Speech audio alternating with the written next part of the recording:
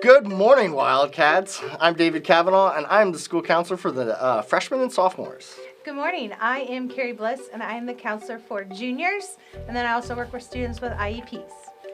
And I am Julie Zaring. I work with seniors as well as Wildcat Academy and online students. And welcome to Enrollment Month. For the next month, you guys will be working on your four-year plan and course selections for next year. This will happen each Monday, so it is very important that you guys come to your advisories this month. This all culminates on April 5th, where we will have an in-person advisory night. All right, well, I'm going to share a little bit about credits. We have to have 25.5 credits on your transcript in order to be able to issue you a diploma. And how does that break down? Well, there are 13 core credits that you have to get. 4 in English, 3 in math, 3 in social studies, and 3 in science. How do electives work? Well, we have some specific ones. You have to have 1 practical art, which is 2 semesters. That's like your business, journalism, facts, all those fun ones. You also have to have 1 fine art, 2 semesters. So that's art, theater, choir, band. You also have to have 1 PE credit. So that's 2 semesters of PE. And then you also have to have a semester of health and a semester of personal finance. And then we do have the 8.5 elective credits to then equal the 25.5. So those elective credits would be credits beyond what you're taking in all those previous things that I mentioned. So if you take 4 years of band, you're going to get 1 fine art credit, but then you're going to get 3 more elective credits on top of that. Or if you really like science and you take like 7 credits of science, well, 3 go towards your requirements and then the other 4 are electives if you wanted to do that. The only actual electives we have coded as electives are foreign language classes and A+ tutoring. Okay. Make sense? Mm-hmm. All right. So this year, Wildcats, we are going to change our enrollment process up a little bit. How are we going to do that? We have actually moved to an online version of all of our enrollment forms, all of our four-year plans and everything. So you will be... So no paper copies that we have to keep track of, that we won't lose or anything? Save the trees. Excellent, excellent. No paper this year. Everything is online. Each class is going to be given a Google Classroom, so your advisor will be able to access everything that you submit through that Google Classroom. Your four-year plans are going to be within that Google Classroom that you will be filling out. That way you will have access to those all 4 years of high school that you can go back in and adjust and change and do what you need to do with. There will also be links to the program of studies, the department course enrollment descriptions, and you will also, once we get closer to advisory night, the Google form that you will fill out to put in your course selections for next year will be right there as well. So everything will be online and you will have access to all of that through that Google Classroom. So that was a general introduction to what's coming up this month, but now we're going to break it down to each grade level, and at the bottom there will be timestamps so you can jump ahead to your specific grade level. Congratulations, freshmen, you've almost survived your first year of high school. So let's talk about what's upcoming for your sophomore year. So all sophomores will take English 2 and World History. If you have not taken biology your freshman year, you will need to do that this year. Also, you will take your next math class. So those are the cores that you have to take. You have way more options your sophomore years with some of the electives and classes that you can take. So make sure you look at those prerequisites to make sure you can get into those classes. Also, if you did not take health your freshman year, you will need to take that this year. Something to consider, if you're thinking about doing the CCC or Summit Tech, make sure you should probably take personal finance your sophomore year and get that out of the way. Also be checking off on all of those graduation requirements. So if you need to get a PE in, this is a good time to do it.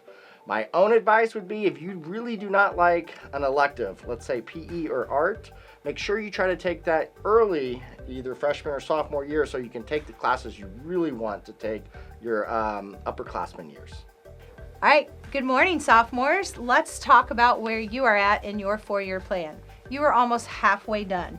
So you have 2 years left, and you probably should go ahead and plan out both of those 2 years during this next month. or at least get an outline of your senior year so you can plan ahead. As far as required courses to take as a junior, you definitely need to get government. You definitely need to get in an English class, English 3 or AP Lang. You also need to finish out your third science and your third math. As far as the number of credits you should have earned at this point, I would say 14. Some of you may have earned 15 if you didn't do a study center this year, but 14 is a good number to go by. So if you don't have 14 credits, maybe you need to look at making up a core class in summer school. We do have online credit recovery available so that then you can catch up for going into your junior year with those classes. Do you want a more hands-on core class? Maybe you want to try our new Client Connected Projects class that would cover English 3 and American Government together in a 2-hour block. What are your career goals? What do you want to do after you graduate? You may not know now, but it is time to at least start thinking about that for at least 5 minutes. Give yourself some thought to your future. So you want to choose some classes that would help you with that goal. If you're going to go to college, junior year is time to start some dual credit or AP courses in your schedule. If you're not sure where you want to go or what you want to do, then make sure you just put in a variety of courses. Try some new things and cover those graduation requirements as well. Do you want a hands-on math class? Maybe you could want to try the new applied math course. So lots of options, but be thinking about what you want to do in your future so that you are not blindsided going into your senior year trying to cram a bunch of classes in. Also, I would highly suggest taking a study center if you work an outside job and you don't have time to do homework, or you're taking college classes and you're doing a sport or an activity that takes a lot of your time, or again, you also have a job. The number one schedule change that I did this fall for juniors was to drop an elective and add a study center because they realized they needed one. As far as the half-day programs at the Cass Career Center or Summit Tech, you will be finding out that information in the next week or two because applications were due back in February. So you will know that whether you qualified way before our April 5th advisory night. So you can plan accordingly for the rest of your classes. That's all I have for sophomores. If you have any questions, feel free to email me or stop by the counseling office. Well, juniors, congratulations. You have almost made it to your senior year. Such an exciting year, one that I know that you have looked forward to for a long time. So I wanted to go through a few things that will help make your senior year more exciting and better for you. The main point of senior year is to focus on what it is you want to do and what you're going to do after you graduate. So let's make sure that you're spending some time focusing on those things. The first thing I want you to do is get your transcript from your advisor. They know how to pull that transcript for you so that you can check out your transcript and make sure that you are meeting all the requirements that we talked about earlier, that 25.5 that you have to have in order to graduate. Look at that transcript in the Google Classroom with the 4-year plan. You're going to be filling out that 4-year plan. Even though you're seniors, I want you to take the time to make sure that you fill out that 4-year plan so that you know what you've taken and what you haven't taken. The second sheet of that 4-year plan is a credit check. I want you to take some time within this next month to go over that credit check and make sure that you have achieved all of those things, that all of those boxes are checked.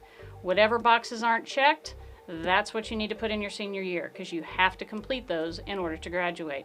So please take this next month and really spend some time going through those credits and that credit check and making sure that you are taking care of all of the requirements that you need.